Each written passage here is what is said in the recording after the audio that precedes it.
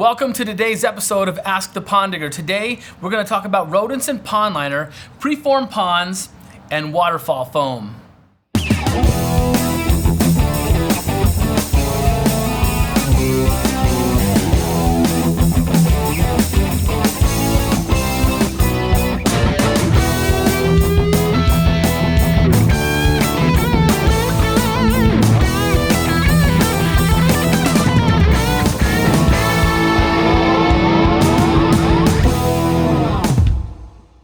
Okay, we're going to start a couple questions off today. This is cool. I have someone from Mauritius sends in a message from an island. Gosh, I don't know where it is. Way over there somewhere. I can't wait to visit it one day. But Sarir Bola, he's worried about rodents eating through pond liner. And it's interesting because I've had a lot of these questions specifically to this probably in the past 7 to 10 days about rodents. Can they get through the pond liner? Sissy Murphy, one of our loyal fans who's always pushing our videos around and sharing them with their friends and her garden clubs, she too had that question. And I want to address that. Here in California, we're in nice backyards quite a bit, urban. So there's not a lot of rodents and ground squirrels and gophers and so forth like that. So in areas like that, we're putting down fabric, and I do believe that the fabric doesn't taste very well. So if it's in an area and the gopher gets to that fabric, he might just take off. But now if you're in a rural area and you have a lot of heavy gophers, you're gonna find a persistent gopher that could potentially get through that fabric. I've never tasted it. I'm just purely speculating that.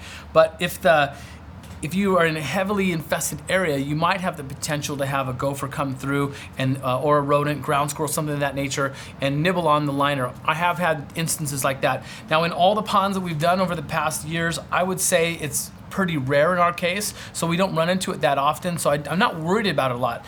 But we do a lot of ponds in the foothills. We're doing some work in Oak Glen, California, not Oakland, but we will go to Oakland. But in Oak Glen, California, it's an apple community just up the road from us, and it's heavily infested with rodents and ground squirrels. Let me tell you what we would do about it. This is what I would suggest. This is probably my favorite option right here. You can put down a chicken wire, but usually they're like 3/4 inch squares or hexagon deals. So that the chicken wire, unless you get a stainless steel or galvanized, is it's kind of risky because it could probably rust out probably within 12 to 18 months, depending on how wet you are in your area. But the standard chicken wire will probably rust out pretty quick. And you want to make sure if you're going to use chicken wire, if it is stainless or galvanized, you want to use the smaller 3/4 by 3/4. But I'm always nervous that a very small rodent, a very small ground squirrel or gopher, a younger one, could potentially get through that. Now the adults probably wouldn't make it through there, but I'm worried about the young ones. So this right here is a 1/4 by 1/4. It's a galvanized wire, and it's pretty pliable, so we can bend it to our shelves pretty easy, and it's plastic coated. So what happens is, galvanized is going to rust as well, but it takes a lot longer to rust. So when I make this cut right here, you want to make sure that these points aren't poking up towards the liner, because of course you're going to get a leak. So you have to do it with care and caution to try and get these cuts out. I buy this in 4-foot by 100-foot rolls, and I can run it all the way across the pond and then pop this part out. And then I don't really have any of these pieces per se inside the pond. If I do have them, I make sure I flatten them out, and then I might put some double underlayment on top of that. So to be clear, we would excavate the pond, cover the entire pond with this, we'll call it gopher wire. It wasn't intended for gophers per se, but we'll put this gopher wire in there, and then we put the fabric on top of that, and then we put the liner on, and then we go and build the pond the way we would do it. I have a friend of mine that does a lot of large water features. He's in the LA area, and he does, sometimes he'll put this on the inside of big waterfalls, because sometimes you'll get a rodent on the inside of the pond, or in the waterfall, I should say, if you have a long creek or a stream, so the rodent could get in there and maybe get in a little pocket and nibble in a little hole, especially if you're turning the water feature off. So if you have a big lake and the waterfall is only coming on, say, a couple hours a day, you have the possibility of a rodent coming in there and living in the creek and then coming through the liner on the inside. So in rare cases, if you have a big population of rodents and ground squirrels, you might do this on the inner parts of the streams and waterfall as well. So I hope that answers your question. It's not really expensive. It costs a little bit of money to go this route, but it is cheap insurance, so you can rest assured your pond's gonna last the whole long time. So the next one comes from Sweden. It's a Gabriel Wands, and so keep bringing those questions in from all across the globe. I think it's fantastic. He wants to know what my thoughts are on preformed ponds, and he specifically asked, what's the smallest size pond I would do using a rubber liner? So interesting fun fact is, one of the first ponds I really got into was a preformed pond. I think it was 250 gallons. It was like maybe a little 4x6 or 3x5, 5x7. It was a pretty small pond. And I really enjoyed that pond, and it got me kind of hooked on everything. And then my infatuation for ponds grew from there. So I highly recommend a preformed pond for someone who wants to kind of get their feet wet and try it out.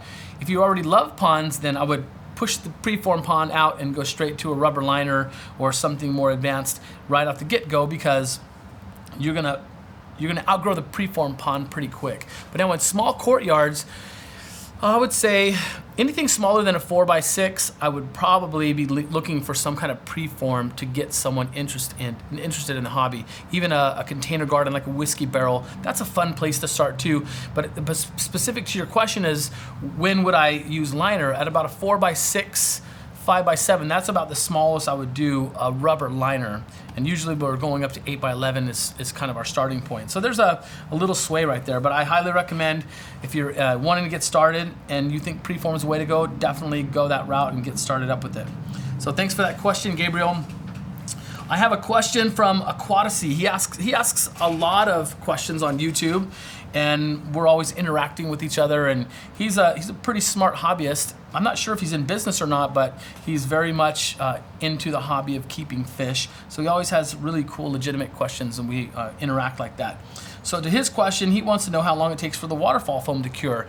And this is neat because I think Aquaticy is more into aquariums, and he's looking into ponds, and maybe he goes back and forth between them. But waterfall foam, we've used that in aquariums as well. Like to do some rock work, you can squirt into that waterfall foam and you can let it harden off and help lock things together. It doesn't need to be really stable in there, but if you can get a little pin to make a little shelf or something like that, it usually helps. So I've seen waterfall foam be used in aquariums. I'm kind of taking this sideways into aquariums. We'll come back to ponds, but I've seen waterfall foam be laid, like lay the aquarium down and squirt waterfall foam inside the back of the aquarium, and then interlace plants and sand and little lightweight rock work and so forth, and create this really interesting backdrop to an aquarium. I've seen some carvings done. You let that harden off, and then you stand the aquarium up. You have this really interesting backdrop that you have on your aquarium. So when your fish are swimming by, it looks really interesting and natural. So, but bringing that back into the pond world, the waterfall foam cures, honestly, usually within 30 minutes. I've never timed it specifically. Depending on the weather, it changes a little. Believe it or not, on a really hot day, it takes longer to cure. You think, well, maybe on a hot day, it will harden off faster. Maybe it's temperature related. But on a really hot day here in Southern California, and when we're in the triple digits, sometimes it'll take an hour to get to harden off. But for the most part, it's gonna cure out and be ready to have water run over it within about 30 minutes, and as short as 15 minutes. So that's kind of that answers your question. When we're building waterfalls, oftentimes I'll try and get my foam work done and then maybe take lunch around that time. And that way when lunch is over, the waterfall foam is cured, and then we can kickstart the system and get it running. So there's the answer to your question. So my question of the day is going to come back to you guys. I do want to know if you've ever experienced a rodent problem on your pond, and if you've patched it, and was it a ground squirrel? Was it a muskrat? Was it gophers? Give me an idea of what you have gone through, because it hasn't been a real problem for us here in Southern California, except if I'm in the foothills and it's really bad. So tell me your answer. Put your answer to my question in our comments here on YouTube. And if you want me to ask your question, you know how to do it. Hashtag #AskThePondDigger, and I'll do my best to get them answered right here on the show. Thanks for watching.